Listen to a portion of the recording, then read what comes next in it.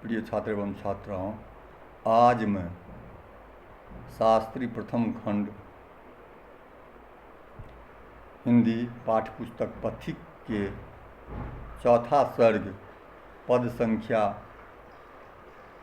54 से पाठ प्रारंभ करने जा रहा हूँ।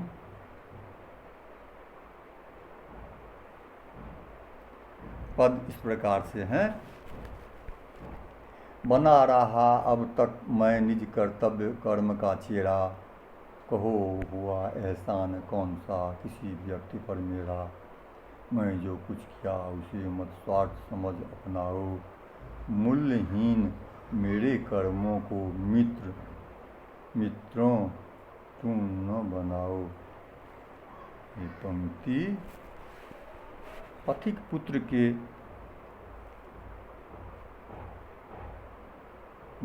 वध के बाद क्रुद्ध युवा समूह को समझा रहे हैं कि मैं आज तक अपने कर्तव्य कर्म का दास हूँ। किसी व्यक्ति पर मेरा कौन सा एहसान हुआ। मैंने जो कुछ किया वह तुम सब पर स्वार्थ समझकर, तुम सब इसको स्वार्थ समझकर मत अपनाओ। मेरे कर्मों को मूल्यहीन मत बनाओ। आगे की पंक्ति है, यह प्रत्येक देशवासी का सत्कर्म अटल है, करे देश सेवा में अर्पण उसमें जितना बल है, किंतु न बदले में जनता से मान सुविधा चाहे, स्वार्थ भाव को छोड़ू से है उचित स्वधर्म निभाए। छात्रों से कहते हैं कि प्रत्येक देशवासी का यह कर्तव्य बनता है कि जिसको जितना बल है उसे अपने आत्मबल से देश की सेवा में अर्पण करें, किंतु बदले में जनता से मान सुविधा मनसुगमता सुविधा चाहे से स्वार्थ भाव को छोड़कर उसे अपने स्वधर्म अपने धर्म को निभाए। आगे की पंक्ति है, कौड़ी से यदि वह बदलेगा निज अमूल्य मणिमाला, उससे बढ़ कर जग में होगा कौन मूढ़ मत वाला। रक्तपात करना पशुता है, कायरता है मन की, हरि को बस करना चरित्र से शोभा है सज्जन की। यह पथिक की उक्ति जनता से है। इन पंक्तियों में पथिक पुत्र के समय पथिक पुत्र वध के समय क्षुब्ध और क्रुद्ध जनता को शांत करता हुआ उन्नत का सच्चा मार्ग बतलाता है एवं हिंसा के सामने अहिंसा का महत्व प्रतिपादित करता है। पथिक कहता है कि हिंसा का महत्व अहिंसा के सामने अत्यंत तुच्छ है। माने हिंसा, यहाँ पर हिंसा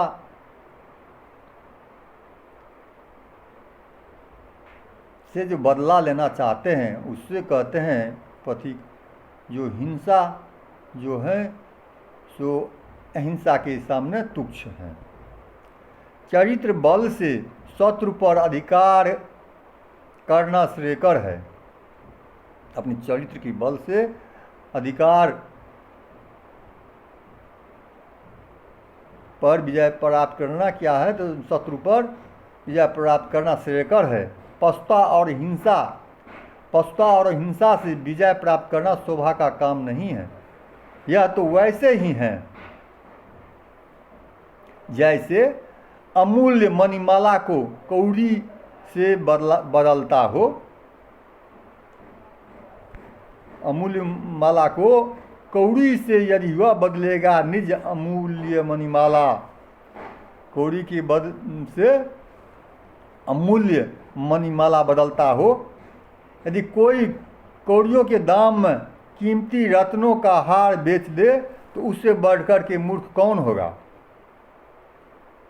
इसी प्रकार हिंसा के फेर में पड़कर देश की अहिंसात्मक क्रांति के धक्का पहुंचाता है। अहिंसात्मक कार्य करना जो क्रांति का धक्का पहुंचाता है वह बुद्धिमान नहीं है। हिंसा तो कायरों का अस्त्र है। महान व्यक्ति तो सच्चरित्र उत्सर्ग एवं त्याग रूपी अस्त्र से शत्रु पर विजय प्राप्त कर सकते हैं। प्रस्तुत पंक्तियों में गांधीवाद का निखरा रूप हम पाते हैं। ऐसा जान पड़ता है कि मानो गांधी जी ही पथिक के मुंह से बोल रहे हों। वास्तव में देखा जाए तो अहिंसा अस्त्र सर्वश्रेष्ठ अस्त्र है। हिंसा अस्त्र से पार्थिव शरीर पर कुछ देर के लिए आघात कब्जा हो जाए, किंतु आत्मा पर विजय नहीं हो सकती। आत्मा की विजय प्राप्त करने के लिए अहिंसा अस्त्र ही जरूरत है। पद का यही सामान्य अर्थ है। आगे की पंक्ति है, भाग्यहीन जब किसी हृदय में क्रोध उदय होता है, बढ़ती है पाश्विक शक्ति, आत्मिक बल क्षय होता है। क्रोध दया सुविचार न्याय का मार्ग भ्रष्ट करता है, अपना ही आधार प्रथम वह दुष्ट नष्ट करता है। कहते हैं कि भाग्यहीन, भाग्यहीन मतलब भाग का छोटा होता है।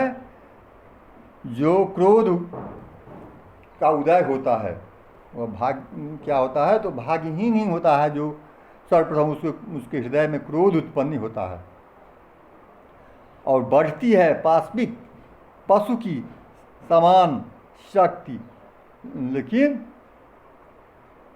आत्मिक बल क्षय होता है। आत्मबल का क्या होता है, तो नाश होता है, क्षय होता है। क्रोध दया सुविचार न्याय का मार्ग भ्रष्ट करता है। और क्रोध क्या होता है, तो दया सुविचार न्याय का मार्ग को क्या करता है, तो भ्रष्ट कर देता है। क्या होता है क्रोध, क्रोध तो पाश्विक शक्ति तो बढ़ाता है, पशु के समान शक्ति तो बढ़ाता है, लेकिन क्या होता है, बल क्षय होता है। क्रोध क्या करता है, तो दया सुविचार सुंदर विचार न्याय मन या उचित हो है या नहीं या अनुचित हो, इसका मार्ग उसके मन में कोई भाव नहीं प्रकट होता है। वह क्या होता है, मार्ग से भ्रष्ट हो जाता है, अपने सुंदर विचार से भ्रष्ट हो जाता है, अपनी दया से भ्रष्ट हो जाता है और न्याय से भ्रष्ट हो जाता है।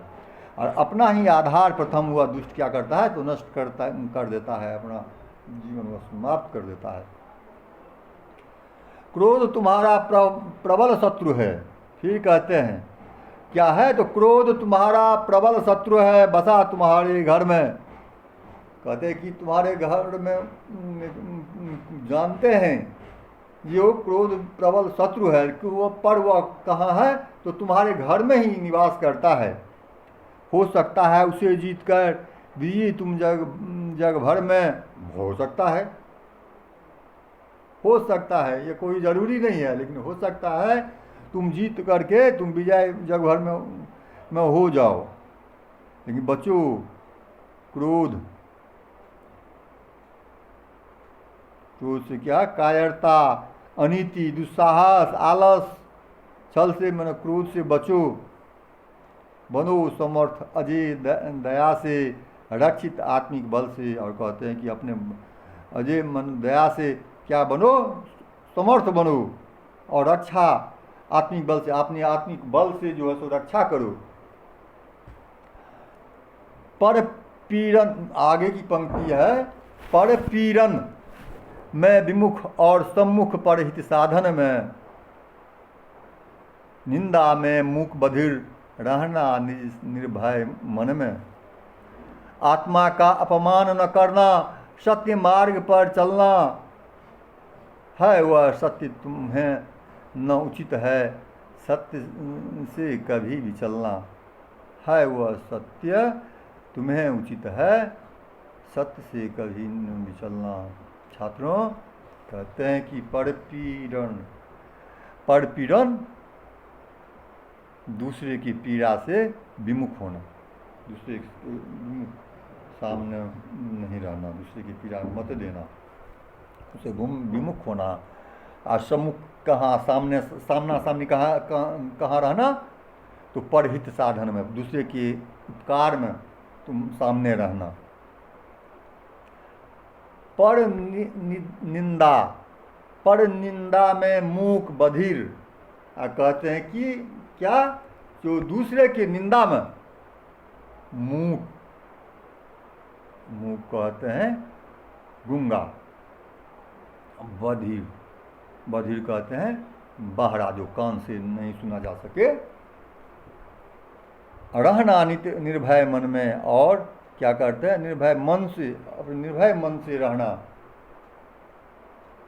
क्यों रहना, तो पर पीड़न में विमुख, पर साधन में सम्मुख, पर निद्रा में मूक बधिर, अपनी कर्तव्य निर्भय मन में, अपने मन हृदय में जो निर्भय होकर के रहना, हृदय से। आत्मा का अपमान न करना, अपनी आत्मा का अपमान न करना। अपमान मतलब यही सब जो है ऊपर में जो कुछ कह चुका हूँ, वही जो है इसका अनादर मत करना। किसका अपमान, तो पर पीड़न, पर हित, गुंगा मतलब पर निंदा, इस सब से तुम जो है सो सत्य वचन पर मार्ग पर चलना, इसे छोड़ करके अपने सत्य मार्ग पर चलना। और वह सत्य तुम्हें न उचित है, सत्य से कभी भी चलना। और यह सत्य है, वह सत्य जो तुम्हें उचित है, जो सत्य से कभी न विचलना, सत्य मार्ग से कभी विचलित न होना। मेरा संदेश देश में सबको स्पष्ट सुनाना। अंतिम अब अनुरोध एक है, इसको भूल न जाना। आज यहाँ का दृश्य देख जो पैदा हुई उदासी, उसका बदला मैं लेना किसी से, मेरे देश निवासी। कहते हैं कि ठीक कह रहे हैं, हे मेरे देशवासियों, यह मेरा संदेश देश में सबको स्पष्ट रूप से सुना देना। और अंतिम एक अनुरोध है, इसको मत भूलना। आज यहाँ के दृश्य देख कर के जो पैदा उदासी हुई है, उसको बदला ले लेना किसी से, मेरे देश निवासी से मत कहना। उसका बदला ले न किसी से, मेरे देश निवासी, उसका बदला किसी से नहीं लेना है।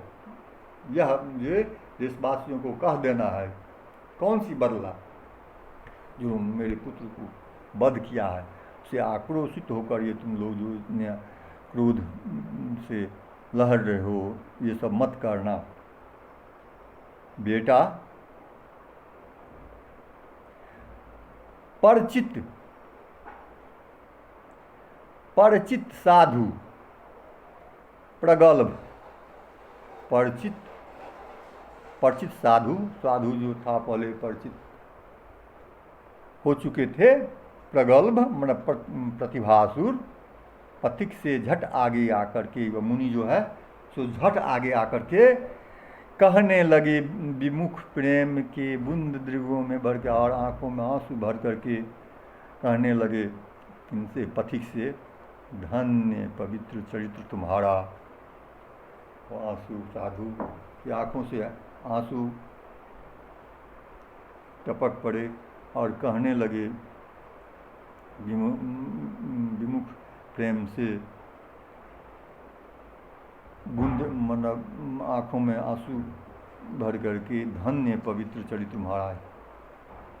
आज मैं तुझको देखकर धन्य हो गया, हे पुत्र, धन्य जीवन है तुम्हारा, जीवन धन्य है। धन्य आत्मबल, तुम्हारा आत्मबल भी धन्य है। धन्य सत्य और सत्य व्रत के पथ पर सत्य व्रत, सत्य का पालन करते हो, इससे भी तुम धन्य हो। धन्य प्रेम का फन है और तुम्हारा संकल्प प्रतिज्ञा जो है सो धन्य है। बेटा, तुमने जन्म ग्रहण कर उज्ज्वल किया जगत को। कहते हैं, कौन कहते हैं? साधु मुनि कब मिले थे? वो समुद्र के तट पर जो जंगल में मिले थे, वही आज वहाँ जो उपदेश देकर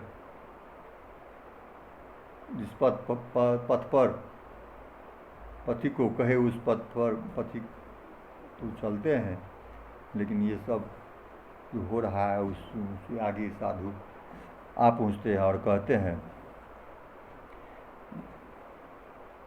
बेटा, तुमने जन्म ग्रहण कर उज्ज्वल जगत किया है, किया सजीव जात को तुमने कर प्रत्यक्ष विगत को। मैंने देश भ्रमण कर देखा, तुम प्रत्येक हृदय में सांस समान विराजमान हो, आशा तुल्य विनय में करते हैं। मैं सब जगह जाकर के भ्रमण करके देख लिया है, लेकिन तुम धन्य हो, प्रत्येक के हृदय में तुम वास करते हो, तुम सबके सांस बन गए हो, सांस समान विराजमान हो, सांस के समान विराजमान हो, आशा तुल्य विनय में, और आशा के तुल्य विनय प्रार्थना में जो है सो तुम सबको सांस बन गए हो। लेकर नाम पवित्र तुम्हारा देश शीघ्र सुधरेगा, करके स्मरण चरित्र तुम्हारा शोक समुद्र तरेगा। कहते हैं कि तुम्हारा नाम लेकर के तुम्हारा देश शीघ्र सुधरेगा, तुम्हारा स्मरण करके चरित्र तुम्हारा शोक समुद्र रूपी तुम्हारा चरित्र जो रहा है, इसका समुद्र रूपी शोक रूपी समुद्र जो है, उससे स्मरण करके वो तरेगा।